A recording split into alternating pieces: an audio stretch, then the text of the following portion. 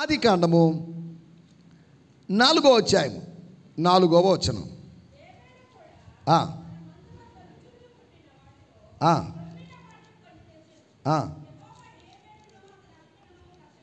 దేవుని స్తోత్రం, హల్లెలూయా.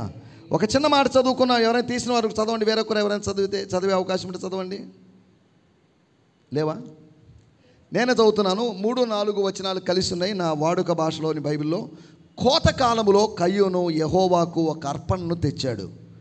నేల నుండి తాను పండించిన ఆహార పదార్థాన్ని కయ్యూను తెచ్చాడు. హేబేలు తన మందలో నుండి కొన్ని మంచి బలిసిన తొలిచూలు గొర్రెల్ని తెచ్చాడు. హేబేలును అతని అర్పణను దేవుడు స్వీకరించాడు. దేవుని స్తోత్రం, హల్లెలూయా. ఒక బలి జరిగింది అంటే ఆ బలిని అంగీకరించడానికి ఎవరో ఉండాలి. ఏమంటే మీకు అర్థమవుతుందో లేదో మరి? ఆయన దేవుని యందు భయభక్తులు కలిగి ఉన్నందున అంగీకరించబడెను. ఏమంటే లేదా ఈ మాట? లేదా మీ బైబిల్లో లేదా? జాగ్రత్తగా అర్థం చేసుకో. ఒక బలి, అలనాడు హేబేలు యొక్క బలిని దేవుడు లక్ష్య పెట్టాడు. మన పక్షాన యేసుక్రీస్తు యొక్క బలిని ఆయన లక్ష్య పెట్టాడు. ఒకవేళ యేసుక్రీస్తు యొక్క బలి లక్ష్య పెట్టబడకపోతే మనకెవరికి రక్షణ ఉండేది కాదు. తండ్రి ఆ బలిని యాక్సెప్ట్ చేశాడు. తండ్రి, నీ చేతికి నా ఆత్మను అప్పగించుకొనుచున్నాను. ఏ తండ్రి అయితే తనను చేతులు విడిచిపెట్టేశాడో అదే తండ్రి చేతికి తన ఆత్మను అప్పగించాడు. నేను ఉదయకాలం కూడా మందిరంలో ఈ వాక్యమే బోధించాను. కాదు ఇదే ప్రసంగం అనుకునేరు, కాస్త తేడా ఉంటుంది. మనము దేవుని మీద కోప్పడడంలో అలగడంలో ఎటువంటి అర్థం లేదు. ఏమండి, ఈరోజు మధ్యాహ్న కాలం ఒక సహోదరితో మాట్లాడుతున్నాను నేను. ఆమె కాస్త దేవుని మీద అలిగింది. దేవుని మీద అలిగితే నష్టం ఎవరికి? నువ్వు దేవుడి చేసిన ఈ కార్యాన్ని బట్టి ఆనందించాలి కానీ అలగడం ఏందమ్మా? సర్వశక్తుడైన దేవుడు అన్యాయము చేయుట అసంభవం.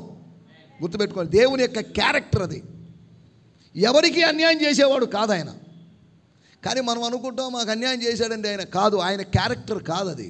ఆయన తన స్వభావానికి విరోధముగా ఏదీ చేయడు.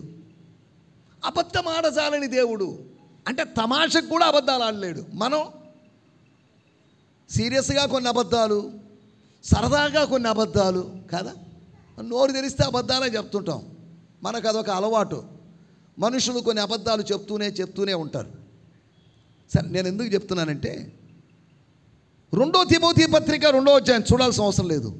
దేవుడు తన స్వభావానికి విరోధముగా, దేవుడికి ఒక స్వభావం ఉంది. అది చంచల స్వభావం కాదు, అది స్థిరమైన స్వభావం. మన స్వభావం చంచలమైన స్వభావం. ఈరోజు సంతోషంగా ఉంటాం, రేపు సీరియస్గా ఉంటాం, ఎల్లుండి మళ్ళీ సంతోషంగా ఉంటాం. అనగా మన యొక్క 3 వేరియేషన్స్ మనకున్నాయి. కానీ దేవుడు అటువంటి వాడు కాదు. యాకోబు పత్రిక 1వ అధ్యాయంలో రాయబడింది, గమనముల వలన ఏ ఛాయ అయినను ఆయన లేనివాడు. ఏమంటే మీ బైబిల్లో రాయబడింది, మీరు ఇంటికి వెళ్ళి చూసుకొని, మనకి ఇప్పుడు అన్ని చెప్పుకునే సమయం లేదు. దేవుణ్ణి మనం అర్థం చేసుకోవాలి. దేవునికి పక్షపాతం లేదు. దేవుడు అన్యాయం చేయడం, యోబు గ్రంథం 35వ అధ్యాయం 10వ వచనంలో రాయబడింది, చూడాల్సిన అవసరం లేదు. కానీ ఒక అమ్మాయి లేదా ఒక ఆవిడ బెతలహేముకు తిరిగి వచ్చి దేవుని మీద ఒక నింద వేసింది. సర్వశక్తుడు నాకు అన్యాయము, స్తోత్రం. ఆ అమ్మలక్కలు అందరూ వచ్చినాడు, మన నయోమి ఆంటీ కదా అని వచ్చిన అమ్మలక్కలు ఏం మాట్లాడు చేసి ఉండొచ్చేమో అన్నట్టుగా మౌనంగా ఉన్నారు. వాళ్ళు ఏం మాట్లాడుతున్నావు? దేవుడు అన్యాయం చేయడం ఏంటి? అసలు వాస్తవంగా చెప్పాలంటే భగవంతునికి భక్తునికి ఉన్న సంబంధంలో, నీకు దేవునికి ఉన్న సంబంధంలో నువ్వు దేవునికి అన్యాయం చేసి వెళ్ళిపోయావు. దేవుడు నీకు అన్యాయం చేయలేదు. గుర్తుపెట్టుకోండి, మనం దేవునికి అన్యాయం చేస్తాం కానీ దేవుడు ఎప్పుడు మనకు అన్యాయం చేయడు. స్తోత్రం చెప్పొచ్చు మీరు. స్తోత్రం, హల్లెలూయా. మేము ఏదో డినామినేషన్ అండి, స్తోత్రం చెప్పని డినామినేషన్ అంటే మీరు చెప్పాల్సిన అవసరం లేదులేండి. మిమ్మల్ని బలవంతంగా స్తోత్రం చెప్పించకూడదు. స్తోత్రం, హల్లెలూయా. మనమే ఇక్కడ ఇండియాలో పుట్టిన పాస్టర్ గారు చెప్తేనే హల్లెలూయా చెప్తేనే విశ్వాసులు చెప్తున్నారు. ఆఫ్రికా దేశంలో చర్చస్లో ఇలా అసలు కూర్చోరు. ఉండే ఒక 10 చైర్స్ వేస్తారు, ఒక 100-200 మంది వచ్చినా అందరూ లేచి నిలబడి వాక్యం వింటారు. అక్కడ ఎవరు నిద్రపోయే అవకాశం లేదు. ఇక లేచి నిలబడి దేవునికి స్తోత్రం అని ఆరాధన చేసేవాడు ఆరాధిస్తుంటాడు. మనకేంటంటే 4 పాటల తర్వాత 5 పాటల తర్వాత ఆరాధన వస్తుంది. మన ఆరాధన అంటే 4వ పాట తర్వాత 5వ పాట తర్వాత. అక్కడ ఆరాధన ప్రతి సందర్భంలో వాళ్ళు దేవుని ఆరాధిస్తూనే ఉంటారు. దేవుడు నాతో మాట్లాడాడు. ప్రైజ్ ది లార్డ్, హల్లెలూయా, హల్లెలూయా. తమిళనాడు ప్రాంతానికి వెళ్తే మళ్ళీ విచిత్రమైన సాంప్రదాయం ఒకటి ఉంది. 3 హల్లెలూయా పోడుంగే అంటారు పాస్టర్ గారు. అంటే ఏమనర్థం? స్తోత్రం. 3 హల్లెలూయాలు చెప్పండి అంటే ఇంక వీడు చచ్చినట్టుగా హల్లెలూయా, హల్లెలూయా, హల్లెలూయా ఫార్మాలిటీగా చెప్పేస్తున్నారు. ఎవరు మీ చేత చెప్పించాల్సిన అవసరం లేదు. మీరు దేవుని స్తుతించాలి. అరే బాబు, నీకు కాలు వచ్చిన తర్వాత దేవుని మందిరానికి వెళ్ళి గంతులు వేసి స్తుతించరా బాబు అని పేతురు, యోహానులు చెప్పలేదు. కానీ స్వస్థత పొందినవాడు వారితో కూడా వెళ్ళాడు. కానీ దేవాలయంలో గంతులు వేయచ్చు స్తుతిస్తూ. దేవుని స్తోత్రం, హల్లెలూయా. ఎవరో చెప్తే, ఎవరో ప్రోద్బలం ద్వారా ఆరాధికుల అరువు తెచ్చుకున్నటువంటి ఆరాధికుల ద్వారా జరిగే ఆరాధన కృత్రిమ ఆరాధనే. స్తోత్రం, హల్లెలూయా. యోహాను సువార్త 9వ అధ్యాయంలో, బాబు నువ్వు దేవుని కుమారుని యందు విశ్వాసం ఉంచుతున్నావా? ఎస్ అండి. ఎవరండి ఆయన? అరే బాబు, నీతో మాట్లాడుతుంది నేనే అన్నాడు. వెంటనే వాడు విశ్వసించుచున్నాను అని చెప్పి ఆయనకు మ్రొక్కెను. He worship. దేవుని స్తోత్రం, హల్లెలూయా. వాద్యములు ఉన్నప్పుడు ఆరాధన చేసింది కాదు. ఎవరూ లేరు. వెలివేయబడిన వాడు, వెలివేయబడిన వ్యక్తి దగ్గరికి యేసు వెళ్ళాడు. యేసు వెళ్ళి మాట్లాడినప్పుడు, ఎవరండి? నాకు ఇష్టమేనండి, దేవుని కుమారుడు అంటున్నారండి. నేనే బాబు అనేసరికి వెంటనే ఏం చేశాడంటాడు? నాకు మొక్కుతావా లేదా అని అడగలేదు. స్తోత్రం. ఆయనకు అర్థమైంది. స్తోత్రం. లూకా సువార్త 8వ అధ్యాయం 47వ వచనం చూడాల్సిన అవసరం లేదు. తాను మరుగై ఉండలేదని ఆ స్త్రీ గ్రహించి ఏం చేసింది? ఏమండి? లేదా చదవండి లూకా సువార్త 8వ అధ్యాయం. ఆ స్త్రీ మరుగై ఉండలేదని గ్రహించి, ఏమండి? లేదా మీ బైబిల్లో లేదా? స్తోత్రం, స్తోత్రం, స్తోత్రం, హల్లెలూయా. ఇంతసేపు తీస్తారేంటమ్మా? మీరు కొత్తగా కన్వర్ట్ అయ్యారు కాబట్టి మీరు లేటుగా తీస్తున్నారు. లూకా సువార్త ఎక్కడుంటో తెలియదు కాబట్టి మీకు ఇంత టైం తీసుకుంటున్నారు. మీరు టైం తీసుకోవడంలో అర్థం ఉంది. లూకా సువార్త 8వ అధ్యాయం 47 లేదా? నేనేం తప్పు చెప్పాను రెఫరెన్స్?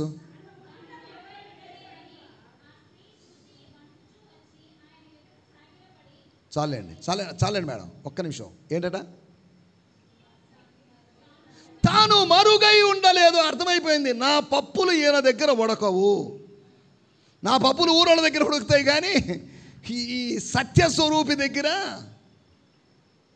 అగ్ని వంటి నేత్రములు కలిగిన వాని దగ్గర నా ఆటలు సాగవు.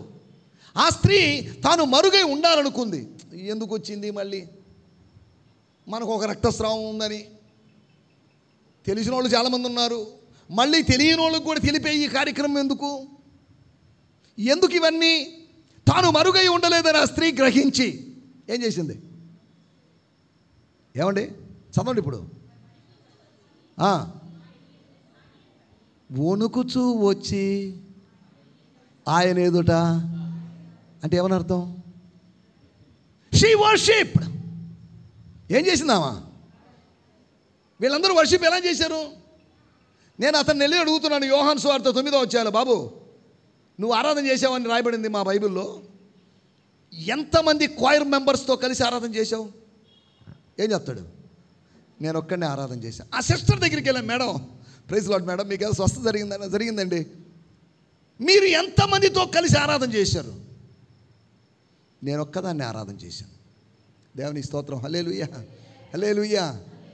ఆరాధన అనేది బహిరంగంగా జరిగే కార్యక్రమం కాదు. ఆరాధన అనేది నీ వ్యక్తిగతంగా, ఒకవేళ బహిరంగ ప్రదేశంలో ఉన్నప్పటికీ నిన్ను నువ్వు మరిచిపోయి దేవుని సాన్నిధ్యాన్ని మాత్రమే గుర్తించి నీ చుట్టూ ఉన్న వాళ్ళ సంగతి కూడా మరిచిపోయి జరిగేదే అసలు సిసలైన ఆరాధన. లేదంటే యాంత్రికమైనటువంటి మెకానికల్ వర్షిప్. వచ్చామా, స్టార్ట్ చేసామా, mechanical music, mechanical songs, formality songs, తర్వాత ఇప్పుడు ఏంది, నెక్స్ట్ ఏంది తెలిసే కదా మీకు అందరికీ. చాలా కాలంగా క్రైస్తవులుగా ఉన్న ఆర్డర్ తెలుసు మనకు. ఏముందని ముందు పాటలు, తర్వాత 4 పాటల తర్వాత వర్షిప్ ఉంటుంది, వర్షిప్ తర్వాత మెసేజ్ ఉంటుంది, కానుకలు ఉంటాయి, ఆశీర్వాదాలు. మీకు ఆర్డర్ తెలుసు. చూడండి, లూకా సువార్త 18వ అధ్యాయంలో ఒక ధనవంతుని గురించి రాయబడింది. అతడు పరిగెత్తుకుంటూ వచ్చి, ఆ ధనవంతుడైన యువకుడైన అధికారి యేసు దగ్గరికి పరిగెత్తుకుని వచ్చి ఆయనకు మొక్కి, లేకపోతే ఆయనకు సాగిలపడి, ఆయన కూడా అడుగుదాం, సార్ మీరు మొక్కారంటే కదా, వర్షిప్ చేశారంటే. అవును. ఎలాగా? ఎంతమంది ఏందండి? నేను ఒక్కనే చేశాను వర్షిప్. ఇలా చాలా ఉదాహరణలు మనకు కనిపిస్తాయి. మనము ఆరాధన అంటే సామూహిక ప్రక్రియ అనుకుంటున్నాం, కానీ ఆరాధన అంటే వ్యక్తిగత ప్రక్రియ అని వాక్యంలో నేను ఉదాహరణలు చూపించాను. ఇప్పుడు చెప్పండి, ఆరాధన అంటే సామూహికమా వ్యక్తిగతమా? వ్యక్తిగతం అనే సంగతి మర్చిపోయి అది కేవలము సామూహికమైందని చెప్పేసి, స్తోత్రం, ఒక చోట మీటింగ్కి వెళ్ళి, సార్ నెక్స్ట్ ఏం చేయాలని అడిగారు. ఆరాధన చేద్దాం. ఈరోజు ఆరాధన వద్దులేండి, నేను వాక్యం చెప్తాను. సార్ ఆరాధన లేకపోతే బాగుండదేమోనే. స్తోత్రం. వాళ్ళు చక్కగా విని వాక్యాన్ని స్వీకరించి దేవుణ్ణి స్తుతించారనుకోండి, అది కూడా ఆరాధన కాదా? మనం దాన్ని ఆరాధనగానే భావించం. మనం కాస్త ఎమోషనల్కి గురై కావాలి, మనం కాస్త పూనకు వచ్చినట్టు బిహేవ్ చేయాలి, మనకేదో సూపర్ న్యాచురల్ ఎక్స్పీరియన్స్ జరగాలి, మనకేదో ఫీలింగ్ జరగాలి. ఇది మన ఆరాధన. గుర్తుపెట్టుకోండి, ఇద్దరు ముగ్గురు నామములు ఎక్కడ కూడుకొని ఉంటారో వారి మధ్యలో ఉంటాడు. మన మధ్యలో ఉన్న ఆయన్ని గుర్తించలేని ఆత్మీయ అంధత్వంలో మనం ఉన్నాం. నేను ఉదయం కూడా చెప్పాను, ఆమె అంటుంది ఇంట్లో ఎవ్వరూ లేరు. అతను అంటున్నాడు, పిచ్చిదానా, ఎవరు లేకపోవడం ఏంది, నీకు నాకు మధ్యలో దేవుడు ఉన్నాడు. ఏది వాస్తవం? పోతీఫరు భార్య చెప్పింది వాస్తవమా? యోసేపు చెప్పింది వాస్తవమా? అరే చిన్నోడివి, కుర్రోడివి, నీకేం తెలుసు దేవుడి గురించి? దేవుడి గురించి ఏం అనుభవం ఉంది? ఎవరూ లేరు, అందరిని పంపించేశాను నేను అని నేను అంటుంటే నువ్వేమంటున్నావు? దేవునికి విరోధముగా నేను ఈ కార్యము చేయలేను. స్తోత్రం. ఇద్దరు వ్యక్తులు ఆ ఇంట్లో ఉన్నారు, ఒక స్త్రీ ఒక పురుషుడు ఉన్నారు. యోసేపు పోతీఫరు భార్య ఉన్నారు. పోతీఫరు భార్య ఎంత ఆత్మీయ గుడ్డితనంలో ఉంది. యోసేపు కన్నులు తెరవబడిన వాడుగా ఉన్నాడు. మనకందరికీ ఆర్కెస్ట్రా ఇవన్నీ ఉంటే ఆరాధన ఒక మూడు వస్తుంది, మనకు ఒక ఊపు వస్తుంది. పద్మాసు దీపంలో దేవుని వాక్యంలో రాయబడింది. యోహాను సువార్త 1, ప్రభు దినమందు నేను పరవశుడనై ఆత్మవశుడనై. స్తోత్రం. ఏమండి, ఈ మనకి కలగడం లేదుగా. స్తోత్రం. హల్లెలూయా. ఆరాధన అనే దాని గురించి అర్థం చేసుకోవాలి, ఆరాధన గురించి చెప్పడం కాదు నా మాటలేక ఉద్దేశం. అక్కడ ఏం రాయబడింది? 4వ అధ్యాయము 4వ వచనంలో, హేబేలు కూడా తన మందలో కొవ్విన వాటిని కొన్నిటిని తెచ్చను.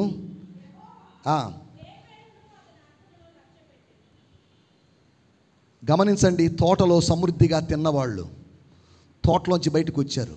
ఏం తినాలి? ఏముందని తింటారు? అంటే పాపము చేసిన వాడిని, అతిక్రమం చేసిన వాడిని ఆకలితో చంపాలి అనే ఆలోచన కలిగిన దేవుడు కాదు మన దేవుడు. వీడు పాపం చేశాడు, వీడిని చంపేస్తా, ఆకలితో పస్తు పెట్టి చంపేస్తాను అనుకునేవాడు కాదు దేవుడు. మనమైతే అలా చేస్తాం. ఒకవేళ దేవుడికి అటువంటి స్వభావమే ఉందనుకోండి, నీ శత్రువు ఆకలి కొని ఉంటే వాడి నెత్తి మీద నిప్పులు కుప్పగా పోయమని చెప్పలేదు. ముందు ఆహారం పెట్టరా బాబు, నిప్పులు కుప్పగా పోసే బాధ్యత నాది. కానీ మనం నిప్పులు కుప్పగా పోసే బాధ్యత మనం తీసుకుంటున్నాం. భోజనము పెట్టేటువంటి బాధ్యత మాత్రమే నీది, ప్రేమించే బాధ్యత నీది, ప్రతీకారము తీర్చుకునే బాధ్యత ఆయనది. నువ్వు నిప్పులు కుప్పగా పోయాలనుకుంటే నీ మీద నిప్పులు కుప్పలుగా పోయబడతాయి. స్తోత్రం. హల్లెలూయా. ఇప్పుడు నిప్పులు చెరుగుతుంటాం, మాటల్లో నిప్పులు చెరుగుతాం, చూపుల్లో నిప్పులు చెరుగుతాం కదా, నిప్పు కోడుల్లాగా మనం ప్రవర్తిస్తాం. స్తోత్రం.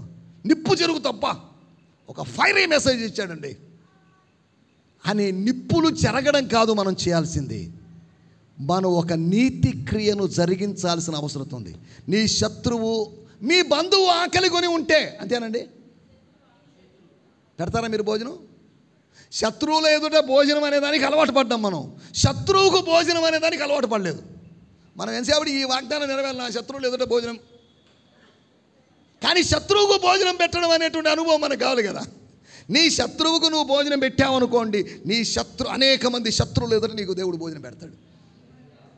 శత్రువులకు భోజనం పెట్టాలంటే ఎంత ప్రేమ ఉండాలి? ఎంత ప్రేమ ఉండడం అనేది కాదు, కానీ ఒక దైవికమైన దర్శనం కలిగిన వాడు మాత్రమే అలా చేస్తాడు. నేను నా వంతు నేను దేవుడు చెప్పిన పని చేశానండి. రేపు నిప్పులు కుప్పగా పోసేది ఎవరు? పగ తీర్చుకొనుట నా పని. ప్రేమించడం, ప్రార్థించడం మన పని. పగ తీర్చుకునేది ఎవరి పని? నేను అప్పుడప్పుడు చిన్న ఉదాహరణ చెప్తుంటాను. నేను ఇశ్రాయేలు ప్రజల పిల్లల్ని నైలు నదిలో ముంచి చంపారు. ఎంత దారుణం అండి అది. నైలు నదిలో విస్తారమైన మొసళ్ళు ఉంటాయి. దారుణం అది. It's too much. 2 సంవత్సరాల లోపు పిల్లల్ని నీళ్ళలో వేసి చంపడం అనేది ఎంత దుర్మార్గం. నిర్గమకాండము 2వ అధ్యాయంలో ఒక దుర్మార్గుడు కనిపిస్తాడు. మత్తయి సువార్త 2వ అధ్యాయంలో కూడా ఒక దుర్మార్గుడు కనిపిస్తాడు. వాళ్ళు కూడా ఇటువంటి పనులు చేశారు. ఇశ్రాయేలు ప్రజలు సరేలే పోతే పోనీలే అని ఊరుకున్నారేమో కానీ తమకు జరిగినటువంటి అన్యాయాన్ని మరిచిపోయారేమో కానీ నిర్గమకాండం 15వ అధ్యాయంలో దేవుడు తన ప్రజలకు జరిగిన అన్యాయాన్ని మరిచిపోలేదు. నువ్వు ఏం విత్తుతావో, ఎంత విత్తుతావో అంతేకాదు కోసేది, దానికి అనేక రెట్లు కోసుకుంటావు కాదండి.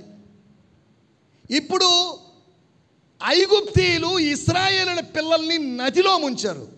కానీ దేవుడు చేసిన పని ఏంటంటే వాళ్ళ యొక్క యుద్ధ వీరులను సముద్రంలో ముంచేశాడు. నీకు అర్థమైందో లేదో మరి? ప్రతీకారం ఎలా ఉంది? మనమైతే నదిలోనో పిల్ల కాలువలో ముంచడానికి ప్రయత్నం చేస్తామేమో, కానీ దేవుడు ఎక్కడ ముంచాడట? పిల్లకాయల్ని 2 సంవత్సరాల లోపు మీరు 2 సంవత్సరాల లోపు పిల్లల్ని చంపారు కాబట్టి మా దేవుడు కూడా 2 సంవత్సరాల లోపు పిల్లల్ని చంపితే ఏమొస్తుంది? ఎవరిని చంపాడు? తరిమిన వారిని, యుద్ధ వీరులను చంపాడు. అది దేవుని యొక్క ప్రతీకారం. తెలివి తక్కువ ఐగుప్తీయులు పిల్లల్ని చంపుకున్నారు, కానీ మహాజ్ఞాని అయిన దేవుడు వాళ్ళ సూరులను చంపేశాడు. దేవునికి స్తోత్రం, హల్లెలూయా.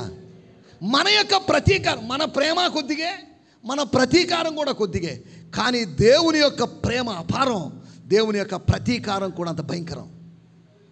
దేవునికి స్తోత్రం, హల్లెలూయా. వాళ్ళు ఎక్కడ ముంచాడు? వీళ్ళు నైలు నది అయితే ఆయన ఎర్ర సముద్రంలో ముంచాడు. వీళ్ళు శిశువులను చంపిస్తే ఆయన సైనికులను చంపాడు, ముంచేశాడు నీళ్ళలో. వీళ్ళైతే ఇసిరేశారు మొసళ్ళ చేతికి, ఆయన ముంచి వేశాడు. వాళ్ళ రథములను కూడా ముంచేశాడట. కొన్ని సంవత్సరాల క్రితం ఎర్ర సముద్రపు అడుగులో కొన్ని రథ చక్రాల యొక్క ఆనవాళ్లు కనిపించాయంట. దేవుని స్తోత్రం, హల్లెలూయా, హల్లెలూయా. ఎవడో ఒక స్కాలర్, లేకపోతే ఎవరో ఒక స్కెప్టిక్, ఎవరో ఒక నాస్తికవాది అన్నాడు, అది ఎర్ర సముద్రం కాదు, అది అబద్ధం, that is not Red Sea, that is reed sea అన్నాడు. రీడ్ అంటే రెల్లు, అది ఎర్ర సముద్రం కాదండి, రీడ్ సీ అన్నాడు. రెడ్ కాదు, రీడ్ అన్నాడు. ఇంకోటి అన్నాడు, అది సముద్రం అని కూడా పిలవడానికి వీల్లేదు, దాంట్లో 1 అడుగు నీళ్లు ఉంటాయండి అంటే వెంటనే ఆయన పక్కన ఉన్న బైబిల్ పండితుడు ఒక ఆయన వెంటనే అన్నాడు, దేవునికి స్తోత్రం, హల్లెలూయా. ఏంటయ్యా నేనేమన్నాను, నువ్వు దేవునికి స్తోత్రం అంటున్నావేంటి? 1 అడుగు నీళ్లలో కూడా కొన్ని 100 మంది ఐగుప్తీయులను, సూర్యులను, వాళ్ళ రథాలను ముంచాడంటే దేవుని కార్యం ఎంత గొప్పది. 1 అడుగు నీళ్లలో ముంచడం సులభమేనా? సముద్రంలో ముంచడం సులభమేమో, కానీ 1 అడుగు నీళ్లలో ముంచి చూడండి. ఇదేని ముంచాడంట? సూర్యులను ముంచి, వాళ్ళ రథాలను ముంచి.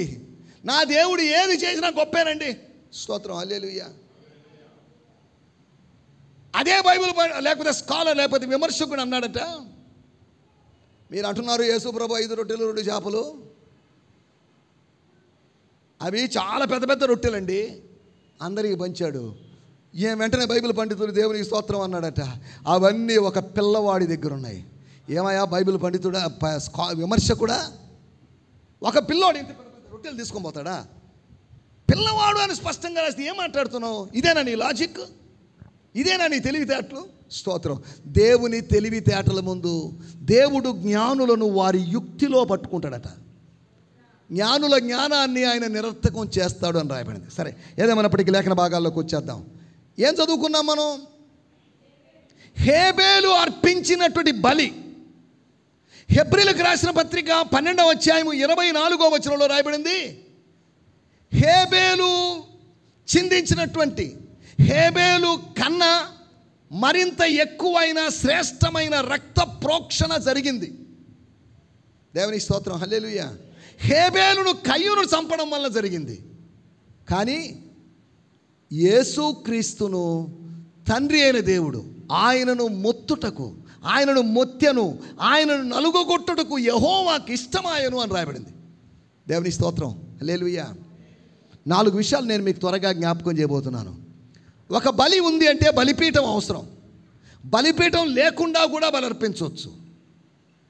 నేను ఉదయకాలం 4 విషయాలు మీకు చెప్పాను. ఇప్పుడు ఆ విషయాల్లోకి వెళ్ళడం లేదు నేను. హేబేలు అక్కడ రాయబడింది, కొంతకాలమైన తర్వాత, 3వ వచనం, కొంతకాలమైన తర్వాత కయ్యూను పొలము పంటలో కొంత యెహోవా సన్నిధికని కాదు, యెహోవాకు అర్పణగా తెచ్చాడు. అంటే ఏం జరిగింది? తోటలో నుంచి తరిమివేయబడిన వారు మరలా సమృద్ధిలోకి వస్తున్నారు. సమృద్ధిలోంచి అనగా క్షేమములో నుంచి క్షామముకు వచ్చిన వాళ్ళు దేవుడు మరలా వాళ్ళని క్షేమములో తీసుకొని వస్తున్నాడు. తోటలో వాళ్ళకు ఒక మాట చెప్పాడు, మీరు ఏం తింటారు? ఏం తింటారండి చెప్పాడు. 2 విషయాలు చెప్పాడు. 2 తింటారు మీరు. ఏం తింటారంట? 3వ అధ్యాయం 17వ వచనం, 3:17 చివరి భాగం. గనుక నీ నిమిత్తం నేల శపించబడి ఉన్నది, ప్రయాసముతో నీ బ్రతుకు దినములన్నీ దాని పంట తిందు. దేని పంట? దేని పంట? శపించబడిన నేల పంట. తర్వాత చూడండి, స్పష్టంగా చదవండి, 18వ వచనం. అది ముళ్ళ తుప్పలను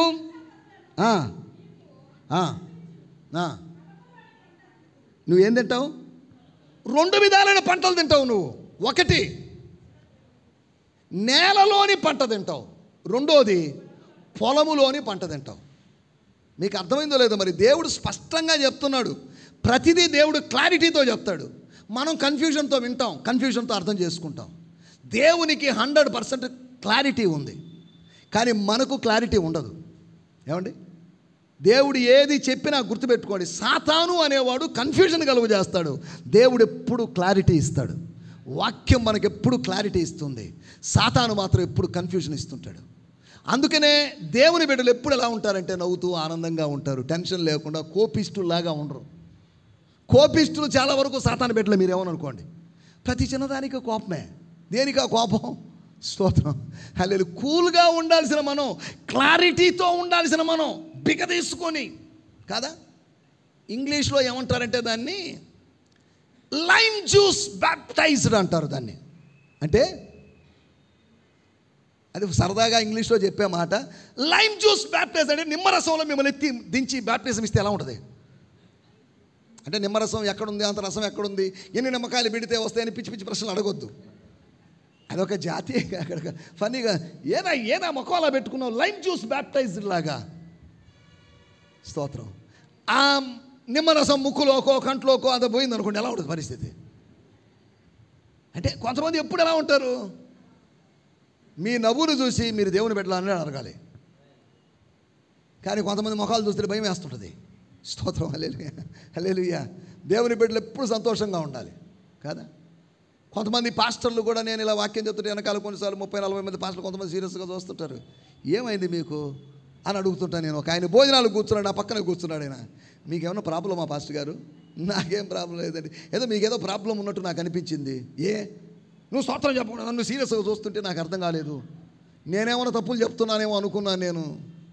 వేరే ఒక ఆయన ఎప్పుడు అంతేలేండి, దేవుని స్తోత్రం. ఆయన ఎప్పుడు నవ్వేవాడు కాదు, ఆయన ఎప్పుడు అంతే సీరియస్ అనండి. దేవుని బిడ్డలారా, ఎప్పుడు ప్రభువునందు సంతోషించండి, ఎల్లప్పుడూ సంతోషించండి. This is the sign of spirituality. ఆత్మీయత యొక్క సంకేతం ఇది. మీ ముఖంలో నవ్వు కొదువైందంటే దాని అర్థం మీ ఆత్మీయతలో బలహీనత ఉందని అర్థం. దేవుడు వారికి నోటి నిండా నవ్వును కలుగు చేశాడు. ఎవరికి? మేము చెరలో నుంచి వచ్చినప్పుడు కలగన్న వారి వలె ఉంటిమి, మా నోటి నిండా నవ్వు ఉండెను. చెరలో ఉన్నప్పుడు నోటి నిండా నవ్వు కాదు, బాధ, ఏడుపు. కానీ చెరలో నుంచి బయటకు వచ్చిన వాళ్ళు, మీరు చెరలో నుంచి బయటకు వస్తే ఎప్పుడు ఎలా ఉంటారు? మీరు చెరలో ఉన్నారు అంటే అర్థం నవ్వు రాదు, ఎప్పుడు సీరియస్, ఎప్పుడు చిరుపురు, ఎప్పుడు చిటపట్లాడుతూ. బాగా సలసల కాగుతున్నటువంటి నూనె మీద నీటి చుక్కలేస్తే అట్టుంటుంది, చిటపట చిటపట, ఊరినే చిటపట్టే. కొన్నిసార్లు కొన్ని కుటుంబాల్లో స్త్రీలు, మహిళా మనులు, భార్యలు చిటపటలే ఇంట్లో. నిశ్శబ్దాలు లేవు. ఊరిని అరిచి కేకలేసి అదొక మానసిక రోగం. కోపము అనేది ఇట్స్ ఎ మొమెంటరీ మ్యాడ్నెస్. అది తాత్కాలికమైన పిచ్చితనం. అది స్తోత్రం. హల్లెలూయా, హల్లెలూయా. దాంట్లోంచి మనం బయటికి రావాలి. ఒక డెలివరెన్స్ కావాలి మనకు. దాన్ని ఎమోషనల్ హీలింగ్ అన్నారు. మన ఎమోషనల్స్ని మనం కంట్రోల్ చేసుకోవడం నేర్చుకోవాలి. ఇప్పుడు ప్రభు అంటున్నాడు, బాబు నువ్వు సత్క్రియ చేసిన ఎడలా నువ్వు తల పైకి ఎత్తుకోనవా? ఏం తలదించుకున్నావేంటి అంటే, నువ్వు తలదించుకోవడం దేవునికి ఇష్టం లేదు. తప్పు చేసిన కయ్యూను తలదించుకోవడం, అంతే కదండి. దేవుడు అడిగాడా లేదా? ఏమండి 7వ వచనం. అంటే దాని అర్థం ఏంటి? దేవుని ఉద్దేశం ఏంటి? కయ్యూను లాంటి వాళ్ళు ఎవరైనా సరే సత్క్రియ చేయాలి, అది దేవుని ఉద్దేశం. రెండోది, వాళ్ళు తల ఎత్తుకొని ఉండాలి. తల దించుకున్నారంటే ఏమనర్థం? వాడు తల దించుకుంటే ఏమి, తల ఎత్తుకుంటే దేవునికి ఏమండి? ఆయన చెప్పాల్సింది చెప్పేసి వెళ్ళిపోవచ్చు కదా. దేవో బాబు ఏమైంది నీకు, నీ తల దించుకున్నావేంటి? స్తోత్రం. కీర్తన గ్రంథంలో రాయబడింది 3వ అధ్యాయం 3వ వచనంలో, ఆయన నా తలను పైకెత్తువాడు. స్తోత్రం. He is the lifter of my head. నా తల ఈ అవమానాల మధ్యలో గురైపోయి తల దించుకున్నా నేను, కానీ దేవుడు నా తలను పైకెత్తాడు. దేవుని స్తోత్రం. హల్లెలూయా, హల్లెలూయా. పరిస్థితుల మధ్యలో దించబడిన తలతో ఉన్నావేమో, నీ తలను పైకెత్తే దేవుడు. లేదండి కీర్తన గ్రంథం 3వ అధ్యాయం 3:3 నా తల ఎత్తువాడు. ఏమా తల దించుకున్నావు, తలెత్తు. స్తోత్రం. కయ్యూన్ ఏమైందిరా నీకు, తలెత్తు. మనము తలెత్తి చూడాలి అనేది దేవుని యొక్క ఉద్దేశం. ఈ సంగతులన్నీ జరగనారంభించినప్పుడు మీ తలలు పైకెత్తుకొనుడి. ఎందుకో? మీ విడుదల సమీపించుతున్నది. లేదండి మీ బైబిల్ లేదా? నేను మీరు ఒకటే బైబిల్ చదువుతున్నాం. బైబిల్ సొసైటీ వాళ్ళు ప్రింట్ చేసిన అదే బైబిల్. కాకపోతే మాటికి నేను ఊరినే ఇలాగ అంటున్నాను, సరదాగా అంటున్నాను నేను. ఇవన్నీ జరిగినప్పుడు ఏం జరగాలంటే, యుద్ధాలు జరిగినప్పుడు, ఇవన్నీ జరుగుతున్నప్పుడు తల దించుకోవడం కాదు, తల పైకెత్తుకోవాలి విశ్వాసి. స్తోత్రం. హల్లెలూయా. విజయముతో సంతోషముతో తల పైకెత్తుకోవాలి, అది దేవుని చిత్తం. తల దించుకోవడం దేవుని చిత్తం కాదు. తల ఎత్తుకోవడం, సంతోషించడం, ఆనందించడం, సత్క్రియలు చేయడం, ఇది దేవుని చిత్తం. ఏమండి కాదా? అవమానానికి గురైపోయి మంచి మార్కులు వచ్చిన వాళ్ళు 590 మార్కులు వచ్చాయి అనుకుందాం 10th క్లాస్లో, వాళ్ళు ఎలా ఉంటారు? ఇలా ఉంటారా? స్తోత్రం. ఫెయిల్ అయినోడి ముఖం చూడండి ఎలా ఉంటుందో, తల దించబడి ఉంటుంది. కానీ వాడు పాస్ అయితే ఎలా ఉంటుంది? తల పైకెత్తుకుంటాడు. నీ జీవితంలో, ఆత్మీయ జీవితంలో జయ జీవితం కలిగి ఉండాలి అనేది దేవుని యొక్క ఉద్దేశం. నువ్వు తల పైకెత్తుకోవాలి. స్తోత్రం. హల్లెలూయా, హల్లెలూయా. వాడెలాగూ వాడిని నేను కొట్టి చంపుతాను, హేబేలుకు బదులుగా కయ్యూన్ని నేను చంపాల్సిందే. కాబట్టి వాడు తలెత్తుకుంటే ఏమి, తల దించుకుంటే ఏమని దేవుడు అనుకోలేదు. నీ తల పైకెత్తబడాలి, అది దేవుని యొక్క చిత్తం. దేవుని స్తోత్రం. హల్లెలూయా. కొంతకాలమైన తర్వాత అని రాయబడింది, కాదు, ట్రాన్స్లేషన్ పొరపాటు. కోతకాలమైన తర్వాత.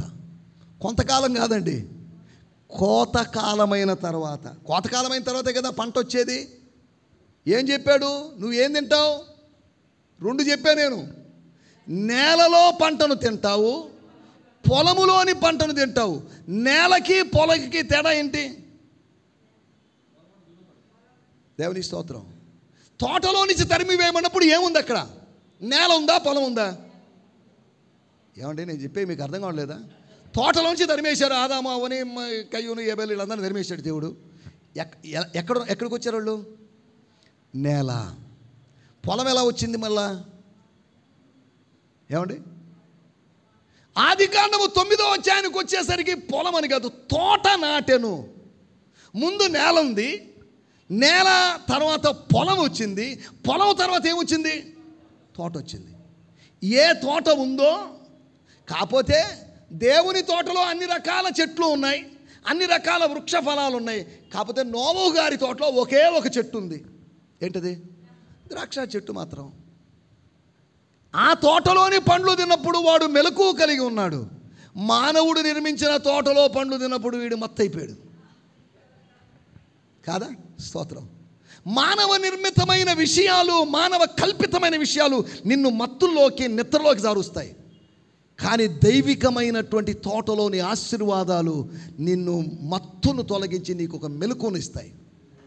స్తోత్రం. హల్లెలూయా, హల్లెలూయా. లేదండి, ఆదికాండము 2వ అధ్యాయంలో ఒక తోట ఉంది, ఆదికాండము 9వ అధ్యాయంలో ఒక తోట ఉంది. ఆ తోటలో వాడు తాగి తన బట్టలు కూడా పోగొట్టుకున్నాడు. కానీ ఈ తోటలో వాడికి దేవుడు వస్త్రాలు ధరింపజేశాడు. ఆదికాండము 2వ అధ్యాయంలో లేకపోతే 3వ అధ్యాయంలో తోటలో వాడికి వస్త్రాలు ఇచ్చాడు. వాడికి చర్మపు చొక్కాయలు తొడిగించాడు. ఈ తోటలో తొడిగించిన వస్త్రాలను పరిగేసుకున్నాడు. తేడా లేదా? దేవుని స్తోత్రం. హల్లెలూయా.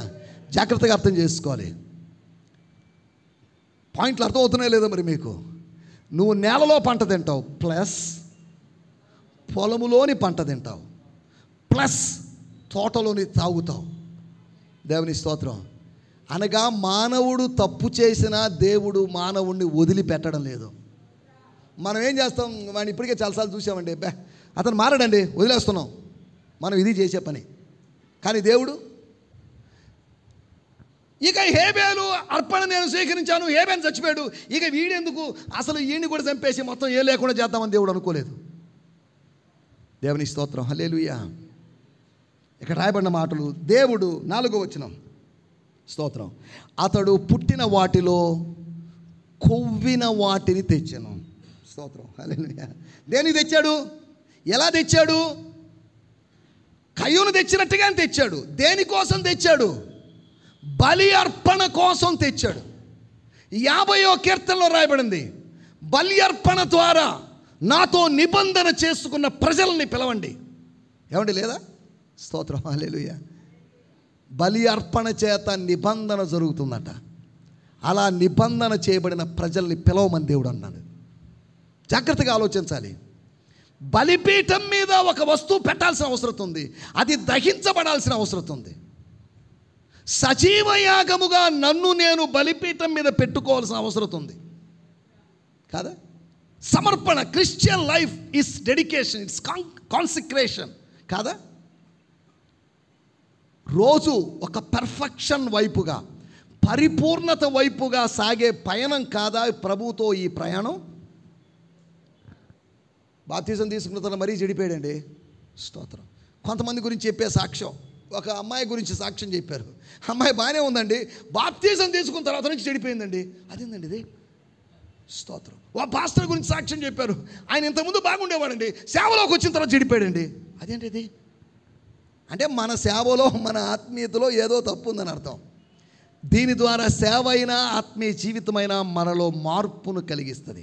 హెబ్రీ పత్రిక 6వ అధ్యాయంలో రాయబడింది, కాగా వీటినన్నిటిని విడిచిపెట్టి సంపూర్ణులగుటకు సాగిపోదుము. ఏమంట? గో ఫోర్త్ అంటూ పర్ఫెక్షన్ ఇన్ క్రైస్ట్. క్రీస్తులో ఉన్నటువంటి సంపూర్ణత, క్రీస్తుకు కలిగిన సంపూర్ణత మనకు రావాలి. మనందరం ఎలా మారిపోవాలి? క్రీస్తులాగా మారాలి. స్తోత్రం. హల్లెలూయా. ఎలా మారాలి? ఈ లైఫ్ యొక్క, జీవితం యొక్క ఉద్దేశం ఎలా మారాలి? నేనేదో ఫలాని చిరంజీవిలాగో పవన్ కళ్యాణ్ లాగో మారాలని కాదు, నేను ప్రభులాగా మారాలి.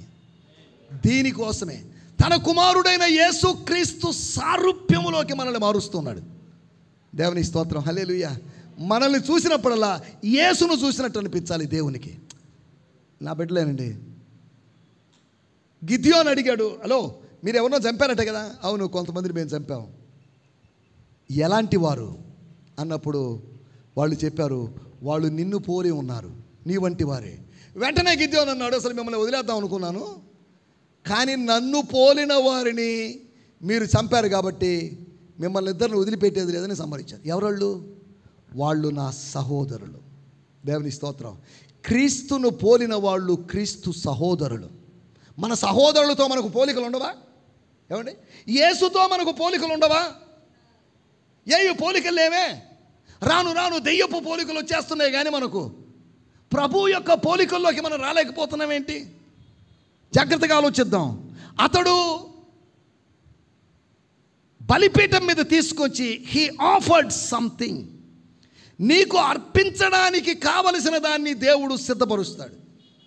విత్తువానికి విత్తనము దేవుడు దయచేస్తాడట. ఏమండి? లేదా బైబిల్లో లేదా? ఈ మాటలో చాలా వరకు బిట్లుగా చెప్పిన ఇవన్నీ బైబిల్లో ఉన్న మాటలే. విత్తువానికి ఏం చేస్తాడు ఆయన? నాకు విత్తనం దయచేయకపోతే నేను ఎలా విత్తగలను? స్తోత్రం.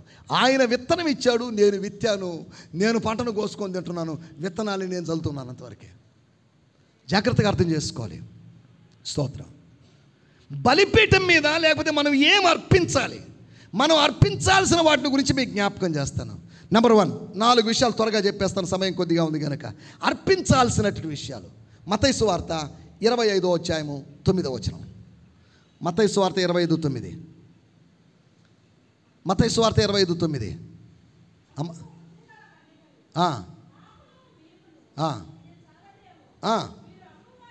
ఎందుకు చెప్తున్నా నేను? ఏమండి, ఇది ఎందుకు చదివించానో తెలుసా మీకు? అక్కడ 2 మనుషులు కనిపించారు. వాళ్ళిద్దరిలో ఒకరి బలే అంగీకరించాడు దేవుడు. ఇక్కడ 10 మంది కనిపించారు. 10 మంది 5 + 5 50-50. 5 మంది బుద్ధి కలిగిన వాళ్ళు, 5 మంది బుద్ధి లేని వాళ్ళు. అంటే ఇక్కడ కూడా కయ్యూను హేబేలు దగ్గర కూడా 50-50.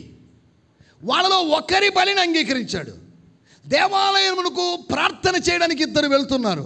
వాళ్ళలో ఒకరి ప్రార్థన దేవుడు అంగీకరించాడు. ఏమండి? కయ్యూను హేబేలు అర్పణలో 2 అర్పణలు అంగీకరించాడు, ఒకటి అర్పణే. 10 మంది ఉంటే 10 మందిలో 5 మంది అర్పణను మాత్రమే. కారణం ఏంటి? అతడు బలిపీఠం మీద పెట్టింది ఏంటో తెలుసా?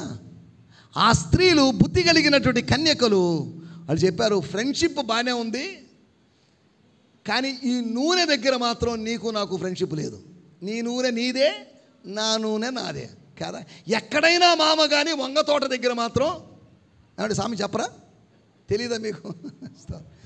మామ బంధాలు, అన్న అక్క అనే బంధాలు ఉంటే ఉండొచ్చు, కానీ ఇక్కడికి వస్తే డబ్బులే.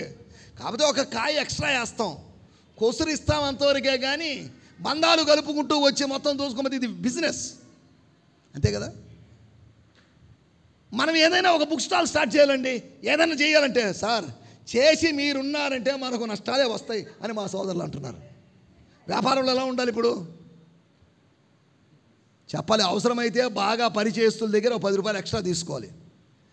అసలు బయట వాళ్ళకైతే మేము తీసుకునేవాళ్ళు మీకు కాబట్టి అని చెప్తాం, అది అబద్ధం. వాళ్ళ దగ్గర ఇంకా 10 రూపాయలు ఎక్స్ట్రా తీసుకున్నారే. జాగ్రత్తగా అర్థం చేసుకోవాలి. వాళ్ళు ఒక స్నేహాన్ని బలిపీఠం మీద పెట్టారు. ఫ్రెండ్షిప్ ఈజ్ ఓకే, కానీ స్పిరిచువాలిటీ ఈజ్ ఇండివిజువాలిటీ. ఆత్మీయత అనేది వ్యక్తిగతమైనది. నీ ప్రార్థన నీదే, నీ ఉపవాసం నీదే, నీ భక్తి నీదే, నీ పరిశుద్ధత నీదే. మన ఇద్దరం అడ్జస్ట్ అయిపోదామంటే అడ్జస్ట్ అయ్యే అవకాశం లేదు. ఆత్మీయ జీవితంలో అడ్జస్ట్మెంట్లు ఉండకూడదు. దేవుని స్తోత్రం. భౌతికమైన జీవితంలో అడ్జస్ట్మెంట్ ఉండాలి. ఏదో కొద్దిగా సర్దుకుందాం బ్రదరు, మంది ఎక్కువైతే మజ్జిగ పలసన అన్నట్టుగా, ఏముంది కొద్దిగా వేడి నీళ్ళు పోసేయడమే సాంబారులో, ఏదో ఒకటి చేసి అడ్జస్ట్మెంట్. కానీ దేవుని రాజ్యంలో అడ్జస్ట్మెంట్లు ఉండవు. దేవుని రాజ్యంలో కాంప్రమైజులు ఉండవు. ఏమండి? దేవుని స్తోత్రం. మొట్టమొదటి విషయం, ఏ విధంగా హేబేలు శ్రేష్టమైన బలిని అర్పించాడో, ఈ 5 మంది బుద్ధి కలిగినటువంటి కన్యకులు స్నేహం విషయంలో రాజీ పడకుండా ఆ స్నేహాన్ని బలిపీఠం మీద పెట్టారు. లోక సంబంధమైన స్నేహాన్ని మనం బలిపీఠం మీద పెట్టాల్సిన అవసరం ఉంది. మీరు లోకంతో స్నేహం చేసిన వారైతే ఏమవుతారు? మీరు వ్యభిచారి అవుతారని దేవుని వాక్యంలో రాయబడింది లేదండి? యాకోబు పత్రిక 4వ అధ్యాయంలో రాయబడింది, వాడు దేవునికి శత్రువు అవుతాడని రాయబడింది. ఎవరితో స్నేహం చేస్తే? లోకముతో స్నేహం చేస్తే.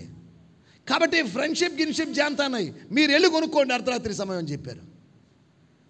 యేసుప్రభు చెప్పిన ఒక విచిత్రమైన మాట ఏంటంటే, అతడు మండుచు ప్రకాశించుతున్న దీపమై ఉండెను.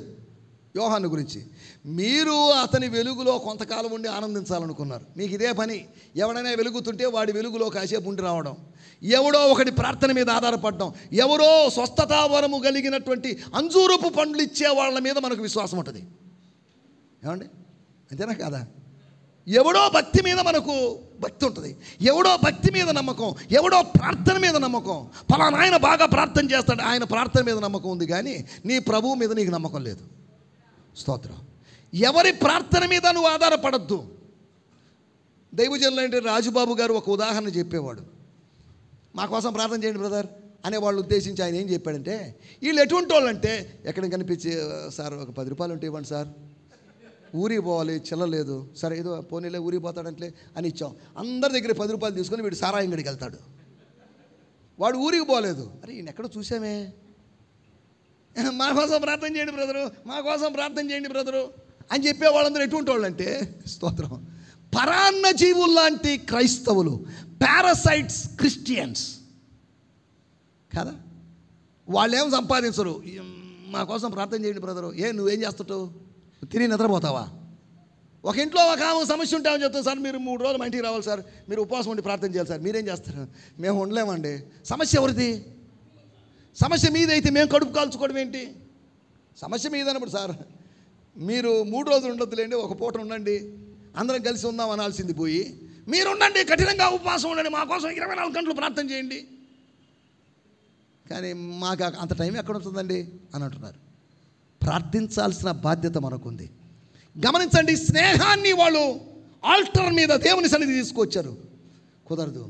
ఒకవేళ మనం అంత కఠినంగా మాట్లాడాం, ఏముంది, కొద్దిగా నూనె ఇచ్చుంటే వాళ్ళ దీపాలు వెలుగుండే, పెళ్లి కుమారుడు దాకా వెళ్ళిపోయి అందరం నా వెలుగులో ఈమె వెలుగులో ఆమె వెలుగులో ఈమె నడిచిపోయిండే వాళ్ళు కదా. నో, అది కుదరదు. ఆత్మీయత అనేది వ్యక్తిగతమైనది. Spirituality is personal. ఎవరో పరిశుద్ధత మీకు రాదు, వస్తుందా? ఎవరో పాపం చేశారు, ఆ పాపం మీకు వచ్చేస్తా ఏంటి? స్తోత్రం, హల్లెలూయా. మొట్టమొదటి విషయాన్ని నేను మీకు జ్ఞాపకం చేస్తున్నాను, మనము దేవుని సన్నిధిలో అర్పించాల్సింది లౌకికమైన స్నేహాన్ని దేవుని సన్నిధిలో అర్పించాలి. రెండో విషయం నేను మీకు జ్ఞాపకం చేస్తాను. లూకా సువార్త 10వ అధ్యాయం 39వ వచనం. స్నేహాన్ని మనము సమర్పించే వాళ్ళుగా, అర్పించే వాళ్ళుగా ఉండాలి. ఓకే, ఏం చేస్తున్నామా? She was spending her time, she was investing her time. తన సమయాన్ని ప్రభు సన్నిధిలో పెట్టుబడిగా పెడుతున్నారు. పెట్టుబడి పెడితే ఏమొస్తుంది? లాభం వస్తుంది. దేవుని సన్నిధిలో నువ్వు సమయాన్ని పెట్టుబడిగా పెడితే ఏమొస్తుంది? నీకు లాభం పొందుకుంటావు. స్తోత్రం. ప్రార్థనలో 1 గంట గడిపితే, వాక్య ధ్యానములో 1 గంట గడిపితే, దాన్ని పెట్టుబడిగా పెట్టావనుకోండి, దాన్ని ఒక మూలధనంగా పెట్టావనుకోండి, నువ్వు లాభాన్ని పొందుకుంటావు. స్తోత్రం, హల్లెలూయా. మీరిద్దరు బిజినెస్ స్టార్ట్ చేశారంటే, కొద్దిగా లాభం వస్తే దానిలో నా కమిషన్ ఇవ్వండి అంటే, పెట్టుబడి నువ్వు పెట్టినప్పుడు నీ కమిషన్ ఏమి ఇస్తాం? కమిషన్ ఎవరికి వస్తుంది? లాభాల్లో షేర్ ఎవరికి వస్తుందండి? పెట్టుబడి పెట్టినోడికే. కాకపోతే పెట్టుబడి పెట్టి లాభం చెందుతున్నాడు. విజయ్ కుమార్ గారు నా మీద ప్రేమతో రండి సార్ అని ఒకరోజు హోటల్కి తీసుకుపోయి బిర్యానీ పెట్టాడు. నాకు 10% ఇవ్వండి. ఏందా 10% నీకు ఎట్టిస్తారు? పెట్టుబడి పెట్టిన వాళ్ళు మేము షేర్ చేసుకుంటాం. కాకపోతే నీ మీద ప్రేమతో బిర్యానీ పెట్టాం, అంతవరకే. నీకు బిర్యానీ వరకే, నీకు పెట్టుబడిలో లేకపోతే షేర్లో లేదు, లాభంలో వాటా లేదు. దేవుని స్తోత్రం, హల్లెలూయా. రెండో విషయం, ఆ స్త్రీ ఏం చేసిందంట?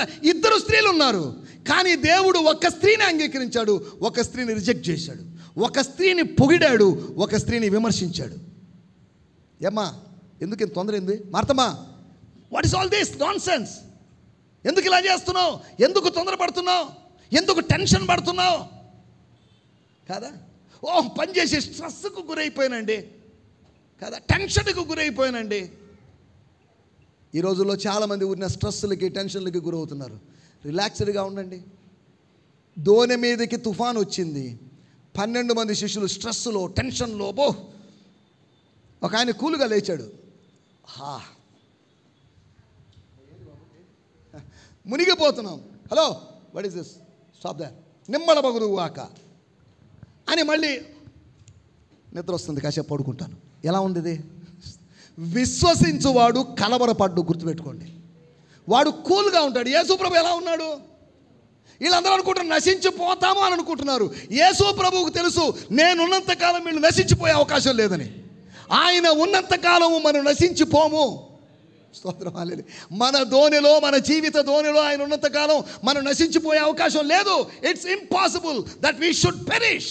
మనం చనిపోవడం అనేది, లేకపోతే నశించిపోవడం అనేది అసంభవం.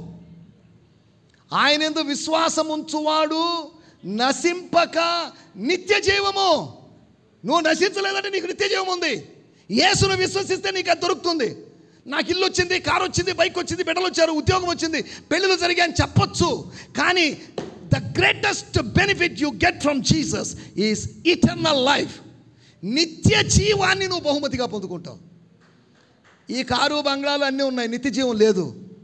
రేపు కార్లు దోలేవాళ్ళు, 2-3 కార్లు మార్చి దోలేవాళ్ళు పాతాళ లోకంలో ఉన్నారనుకోండి. ఎవరు ఇతను? మా వీధిలో ఉన్న అతనే కదా, రోజుకో కారు మార్చి తోలేవాడే కదా, BMWలు ఇంకా రకరకాల కార్లు తోలేవాడు. ఇప్పుడు ఎక్కడున్నాడు? స్తోత్రం, హల్లెలూయా. ఈ కారులో ఉన్నాడు, నరకపు కారులో ఉన్నాడు. దేవుని స్తోత్రం. జాగ్రత్తగా ఆలోచించాలి. 2 మనుషులు ఉన్నారు, ఒకటి కయ్యూను ఏబేలు. దేవుడు ఒకరి అర్పణను అంగీకరించాడు. 10 మంది మనుషులు ఉన్నారు, సగం మంది యొక్క వాళ్ళు చేసిన దాన్ని దేవుడు సమర్థించలేదు, వాళ్ళు రిజెక్ట్ అయిపోయారు. అప్లికేషన్లు వేశారు కానీ రిజెక్టెడ్ అనే ఆఫీసులోంచి వచ్చింది. ఈ 5 మంది లోపలికి వెళ్ళారు. ఎక్కడికి వెళ్ళిపోయారు? విందుశాలకు వెళ్ళి తింటున్నారు. స్తోత్రం, హల్లెలూయా. ఎంజాయ్మెంట్. విందు అనేది ఎంజాయ్మెంట్. ప్రభువుతో నిత్యత్వంలో ఎంజాయ్మెంట్లో మనం ఉంటాం. స్తోత్రం. ప్రభువుతో పాటు యుగ యుగాలు ఉంటాం. ఇక్కడ ఎంజాయ్మెంట్ లేదు. ఇక్కడ రూల్స్ అండ్ రెగ్యులేషన్స్, నవ్వకూడదు, తమ్మకూడదు, దగ్గకూడదు, అన్ని కండిషన్సే మనకి ఇక్కడ. నిత్యత్వంలో అటువంటి కండిషన్లు లేనటువంటి ఒక స్థలములో మనము శాశ్వతంగా సంతోషంగా ఉండబోతున్నాం. దేవుని స్తోత్రం, హల్లెలూయా. అర్థం చేసుకోవాలి. 2 మనుషులు అర్పించారు, దేవుడు ఒక్కరి అర్పణను అంగీకరించాడు. 2 స్త్రీలు ఆ ఇంట్లో ఉన్నారు కానీ ఒక్క స్త్రీని ఆయన అంగీకరించాడు. అవసరమైనది ఒకటే. ఏం చెప్పాడు? స్తోత్రం. ఎవరో ఒక ఆయన బైబిల్ పండితులు వివరించాడు సరదాగా. అవసరమైంది ఒకటంటే యేసుప్రభువు ఏం చెప్పాడు? ఇన్ని ఐటమ్స్ ఎందుకమ్మా, అవసరమైంది ఒక ఐటమే కదా, ఒక ఐటమే చేయమని చెప్పినట్టుగా ఆయన వ్యాఖ్యానించాడు. స్తోత్రం. అవసరమైందంటే ఒకటంటే ఏంటి? నీ చెల్లి చేస్తున్నది అవసరమైనది, నువ్వు చేస్తున్నది అనవసరమైంది. మీరు చింతించటం వలన మీ ఎత్తు మూరెడెక్కువ చేసుకొనగలరా? మీరు టెన్షన్ పడతా, రాత్రంతా ఆలోచిస్తాను, నిద్ర పట్టలేదు, నెక్స్ట్ డే ఎక్కడికో వెళ్తూ దారిలో తలదిరిగి పడిపోయారు. మీరు చింతించడం వలన మీకేం లాభం? నేను అప్పుడప్పుడు చెప్తుంటాను, ఆలోచించడం అనేది అవిశ్వాసి చేసే పని. సరే, విశ్వాసి చేసే పని ఏంటి? గుర్తుపెట్టుకోండి, ఒక సమస్య వచ్చినప్పుడు ఆలోచించే వాడి పేరు అవిశ్వాసి. కానీ ఆత్మీయుడు ఎవరో తెలుసా? అప్పగించేవాడి పేరే ఆత్మీయుడు. నువ్వు ఆలోచించేవాడివా, అప్పగించేవాడివా? ఏమా రేపు ఎగ్జామ్ కదా, నిద్రపోతున్నా, ఇప్పుడు టెన్షన్ లేకుండా ఫ్రీగా ఉండాలండి. స్తోత్రం. కొంతమంది నేను వాళ్ళ తండ్రులు బిడ్డల్ని ఎగ్జామ్ హాల్కి తీసుకొని పోతుంటే వాళ్ళు బైక్ వెనకాల కూర్చొని చదువుతూ ఉంటారు. ఈ మహాతల్లి ఎంతకాలం ఏం చేసింది? బైక్లో లాస్ట్ మూమెంట్లో చదివి ఉన్నాయన్నీ మర్చిపోయి ఎగ్జామ్లో ఫెయిల్ అయిపోయి కాదా? ఎగ్జామ్స్ టైంలో నిద్రపోవాలి, ప్రశాంతంగా నిద్రపోవాలి. మనం ఎప్పుడు లేని ఫస్ట్లో చదవం, లాస్ట్లో అన్నీ చదివి అన్నీ మర్చిపోయి ఫెయిల్ అయిపోయి మేము అంత వస్తుంది అనుకున్నాం, ఇంత వచ్చింది అని అనుకుంటున్నాం. స్తోత్రం, హల్లెలూయా, హల్లెలూయా. ప్రిపేర్డ్గా ఉందాం. అర్థం చేసుకోవాల్సిన విషయం, వంట చేయాలి వాస్తవమే, వడ్డించాలి వాస్తవమే, ఆహార పదార్థాలు సిద్ధపరచాలి, ఈ 12 మందికి పెట్టాలి వాస్తవమే.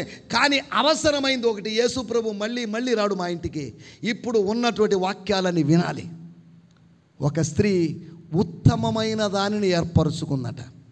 స్తోత్రం. మరియమ్మ ఉత్తమమైన దాన్ని ఏర్పరచుకుంది, మార్తమ్మ ఉత్తదాన్ని ఏర్పరచుకుంది. స్తోత్రం, స్తోత్రం. మరియమ్మ దేన్ని ఏర్పరచుకుందట? ఉత్తమమే, బెస్ట్. మార్తమ్మ ఉత్తదాన్ని. కష్టపడి నాన్న జుట్టంతా రేగి టెన్షన్ పడేవాడు 10 మందిని టెన్షన్ పెడతాడు. ఏమండి? టెన్షన్ పడేవాడు చూడండి, కనీసం ఒక 2-3 టెన్షన్ పెడతాడు. టెన్షన్ పడిన భార్య భర్తను టెన్షన్ పెడదా? దేవుని స్తోత్రం. మా పాస్టర్ విజయ్ కుమారయ్య గారు అధ్యక్షులు వారు అనుభవంతో చెప్తున్నట్టున్నారు. స్తోత్రం, స్తోత్రం, హల్లెలూయా. టెన్షన్ పడద్దు దేవుని బిడ్డలారా. విశ్వసించువాడు కలవరపడ్డు. ఎప్పుడు నవ్వుతూ ఉండండి. ఈ రోజు నుంచి నవ్వడం నేర్చుకోండి. ప్రశాంతంగా ఉండండి. హలో, ఏం ప్రశాంతంగా? నా సమస్యను ప్రభు చేతికి అప్పగించానండి, అది ధీమా. ఎవరైనా నాకు ఏదైనా పని చెప్తారు, వాళ్ళు మళ్ళీ ఫోన్ చేస్తే నేను ఒకటే మాట చెప్తాను, మీరు నాకు పని చెప్పారుగా, ఇక వెళ్ళి ఇంటికి వెళ్ళి ప్రశాంతంగా నిద్రపోండి. అదేంటి బ్రదర్? అదంతే, అది నేను చూసుకుంటాను కదా, ఒక మనిషిగా నేను చూసుకుంటాను కదా అని వాళ్ళకి హామీ ఇస్తున్నాను. దేవుడు కూడా ఆయన చేతికి మనం అప్పగించిన తర్వాత ఆలోచించాల్సిన అవసరం మనకు లేదు. ఒక విత్తనాన్ని భూమిలో విత్తిన తర్వాత రోజు తవ్వి ఎంత మొలకు వచ్చిందా అని చూసుకుంటూ కూర్చున్నాం అనుకోండి, ఏమవుద్ది? స్తోత్రం. ఒక టైం వచ్చినప్పుడు నువ్వు ఆహ్వానించకుండానే, వెల్కమ్ అని చెప్పకుండానే ఆ మొలక వచ్చేస్తుంది. స్తోత్రం. తగిన సమయంలో దేవుడిని హెచ్చిస్తాడు, గుర్తుపెట్టుకోండి. ఒక సమయం రాబోతుంది, ఒక ఆశీర్వాదము మొలుస్తుంది, ఒక నూతనమైన దైవ కార్యం మొలుస్తుంది. స్తోత్రం చెప్పరు మీరు? స్తోత్రం. హల్లెలూయా. అందుకనే నెల్లూరు కన్నా అటు పక్క వెళ్ళడం నాకు ఇష్టం. ఈస్ట్ వెస్ట్ వాళ్ళలో స్పందన ఉంటుంది, మన నెల్లూరు వాళ్ళలో స్పందన ఉండదు. నెల్లూరు వాళ్ళు నిర్జీవులు ఆత్మీయంగా. స్తోత్రం. స్తోత్రం. ఏం చెప్పుకుంటున్నాం మనం? అర్పించాల్సినవి ఒకటి. ఏం అర్పించాలంట? మన స్నేహాన్ని. You offer A friendship with the world. రెండవది అర్పించాల్సిన సమయాన్ని. మరియమ్మ తన సమయాన్ని అర్పించేసింది, ఆఫర్ చేసింది. మూడో విషయం చదవండి, లూకా సువార్త 18:13 ముగించేస్తున్నాను. లూకా 18:13. సుంకరి దూరంగా నిల్చుండి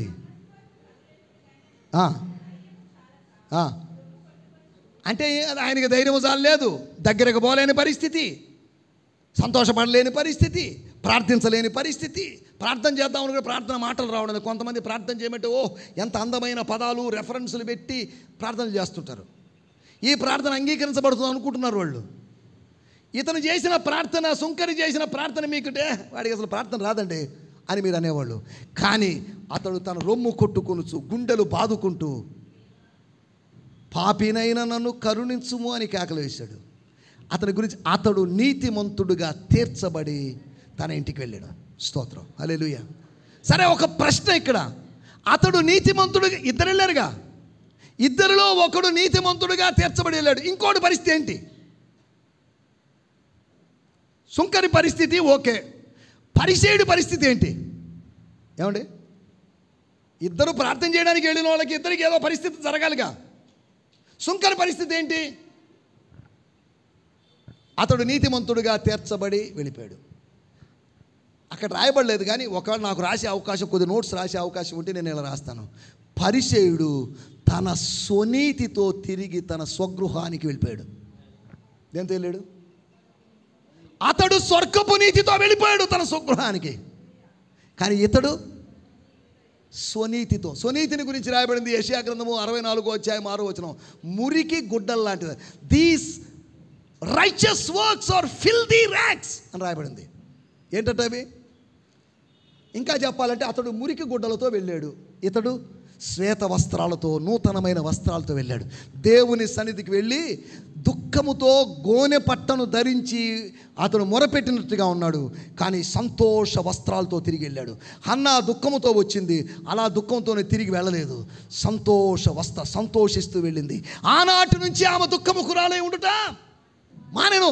దైవజనులమైన మేము ఘోషిస్తున్నాం, సంఘము అనే అరణ్యములో, ప్రార్థనా మందిరం అనే అరణ్యములో ఘోషిస్తున్నాం మేము. అమ్మా ధైర్యంగా ఉండండి. మేము తెలియజేసిన సమాచారం ఎవడు నమ్మాను? సంఘ పెద్దలు నమ్మారా?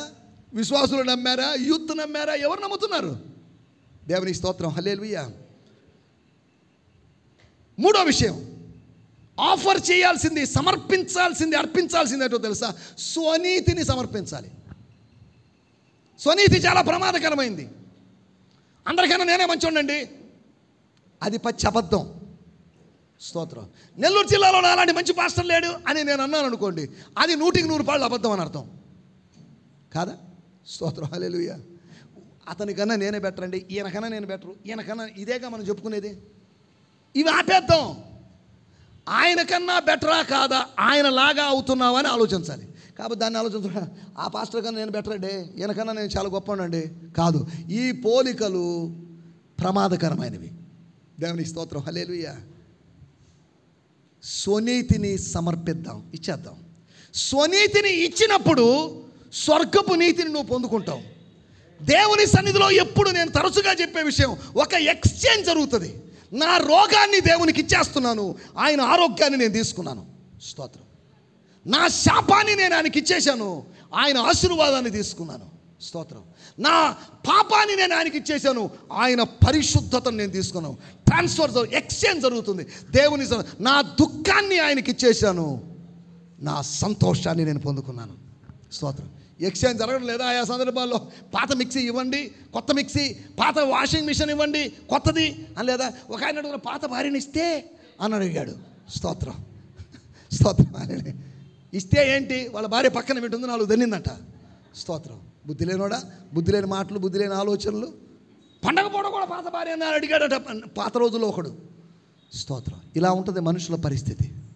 దేవుని సన్నిధిలోకి వెళ్ళినప్పుడు స్వనీతితో వెళ్ళినవాడు స్వర్గపు నీతితో తిరిగి వచ్చాడు. పాపముతో వెళ్ళినవాడు పరిశుద్ధతతో వచ్చాడు.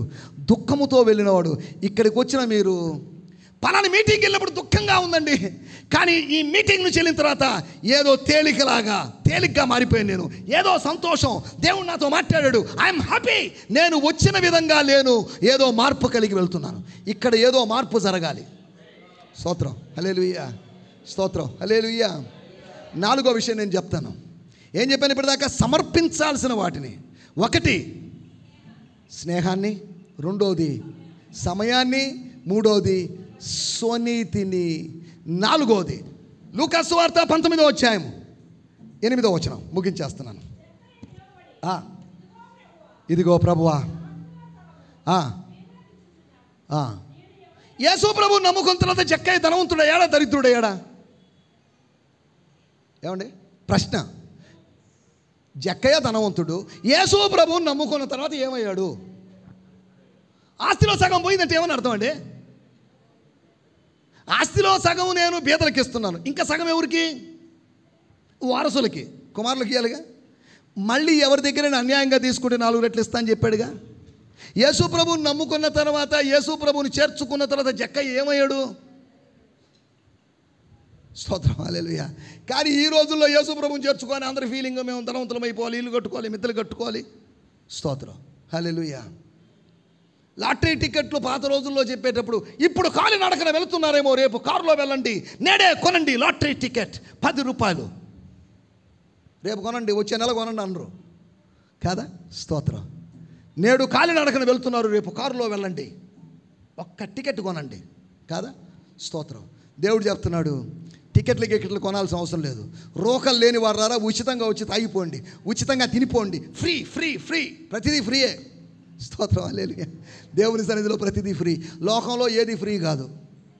స్తోత్రం. లోకంలో ప్రతిదానికి ఆ చిన్న బుడ్డికి 6 రూపాయలంట. స్తోత్రం. బయట ఆన్లైన్లో దొరికేటువంటి ఒక వస్తువు నిన్న ఈ మధ్యకాలం హాస్పిటల్కి వెళ్తే బయట 170, 210 రూపాయలు ఉన్నది, హాస్పిటల్లో 850 రూపాయలు. ఎంత అన్యాయం అండి. కడుపు గాలి ఆ 2 ఆడపిల్లలు కూర్చుంటే వాళ్ళని తిట్టి, ఏం బుద్ధి లేదంటమ్మా, ఎంత దోచుకుంటున్నారమ్మా మీరు? సార్ మేమేం చేయాలి సార్, మీరేం చేయలేరు నాకు తెలుసు, నా కడుపు మంట కోసం మాట్లాడారు లేండి అని చెప్పా. స్తోత్రం, స్తోత్రం. ఎంత అన్యాయం అండి కాదా? విద్య దోచుకుంటున్నారు, వైద్యం మరింత దోపిడి కాదా? దేవుని స్తోత్రం, హల్లెలూయా. జక్కయ్య ఏం సమర్పించాడు? తన ఆస్తిలో సగం, అనగా తన సంపాదన అంతా ప్రభు సన్నిధిలో పెట్టాడు. అపోస్తల కార్యములు 2వ అధ్యాయం 4వ అధ్యాయం మీరు ఇంటి దగ్గరికి వెళ్ళి చదివితే, వారు విశ్వసించిన వారందరూ తమ స్థిర ఆస్తులను అమ్మి అపోస్తల పాదాల దగ్గర చేతులు పెట్టారని కాదు, అయ్యా ఇదోండి అయ్యా అని ఎక్కడ పెట్టారు? డబ్బులు మాకు చేతులు పెట్టదు, మా కాళ్ళ దగ్గర. డబ్బుని వాళ్ళు చీప్గా భావించారు, డబ్బును పెంటతో సమానంగా భావించారు. కానీ మనం చీప్ అయిందే కాబట్టి కాళ్ళ కింద పెట్టుకున్నాంగా. డబ్బులు ఇస్తున్నారా? ఒకవేళ ఈ రోజుల్లో ఏ పాస్టర్ గారైనా మా దగ్గరకు వచ్చి ఆఫరింగ్ ఇవ్వాలని నా కాళ్ళ దగ్గర పెట్టమ్మా అంటే మీరు పబ్లిసిటీ ఏమి ఇస్తారు? ఎంత అహంకారండి ఆ పాస్టరు. నేనేదో కానుకిస్తున్నాడు, తీసుకోమంటున్నాడు, నా కాళ్ళ దగ్గర పెట్టమంటున్నాడు. ఏంది ఇతను? స్తోత్రం, హల్లెలూయా. అపోస్తలులు, అమ్మా ఏందమ్మా బ్యాగ్ తెచ్చావు దయమ్మా అని అడిగితే, నా స్థిర ఆస్తులు నమ్మాను సార్, శిరీష్కి ఇవ్వాలనుకోలేదు, జ్యోతికి ఇవ్వాలనుకోలేదు. సరే ఒక పని చేయి, నా కాళ్ళ దగ్గర పెట్టు అని అన్నా నేను. ఆమె ఏమనుకుంటుంది, ఏంది ఇంత గర్వం ఏంటయా, మంచివాడు అనుకున్నా నేను, ఇతను పాదాల దగ్గర పెట్టమంటున్నాడు ఏంటి? జక్కయ్య చేసిన పని సమర్పించాడు. ఏం సమర్పించాడు? ఈ రాత్రి వాట్ డూ యూ ఆఫర్? ప్రభు సన్నిధికి వచ్చిన మేము కానుకేసామండి, మేము విలువైన సమయాన్ని వెచ్చించి వచ్చామంటున్నారు. దానికన్నా శ్రేష్టమైన వాటిని, కొన్ని స్నేహాలని బలిపీఠం మీద పెడదాం, స్వనీతిని బలిపీఠం మీద పెడదాం, సమయాన్ని బలిపీఠం మీద పెడదాం, మన సంపాద్యాన్ని ప్రభు సన్నిధిలో పెడదాం. స్తోత్రం. అందరం కళ్ళు మూసుకుందాం, చిన్న ప్రార్థన చేసుకుందాం.